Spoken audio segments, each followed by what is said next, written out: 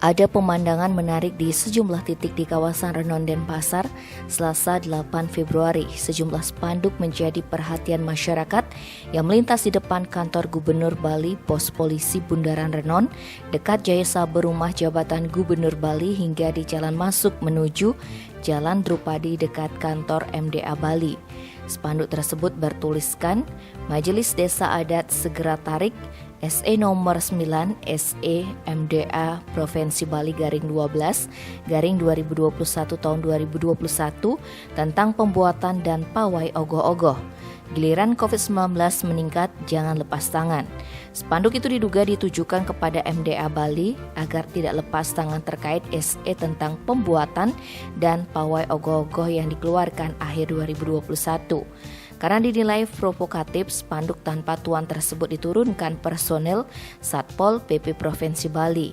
Kasatpol PP Provinsi Bali Dewi Nyoman Raidar Madi menyarankan si pemasang spanduk berdiskusi langsung dengan pihak-pihak terkait.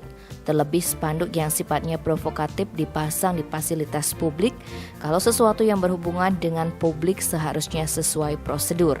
Dikonfirmasi terpisah Bendese Agung MDA Bali Ide Penglingsir Agung Putra Sukahet menjelaskan spanduk itu sebenarnya tidak perlu ditanggapi serius, sebab dalam SE tersebut sudah jelas tertera. Diduga yang membuat spanduk tidak memahami SE dan tidak membaca SE secara seksama.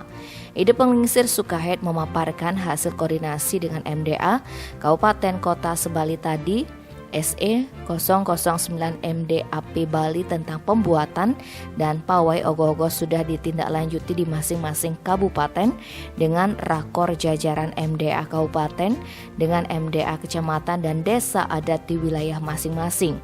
Disebutkan meskipun SE 009 tersebut membolehkan pembuatan dan pawai ogoh-ogoh, namun persyaratan yang wajib dipenuhi sangat ketat, sehingga disepakati lebih memilih memutuskan tidak membuat dan tidak mengadakan pawai ogoh-ogoh.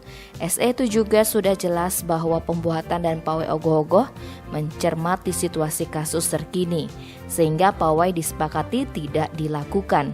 Untuk ogoh-ogoh yang sudah terlanjur dibuat oleh Yowane agar dinilai di tempat masing-masing oleh tim gabungan yang dibentuk Pemkab. Kemudian diupayakan diberikan apresiasi atau penghargaan oleh Pemkab. Tim Bali Express melaporkan.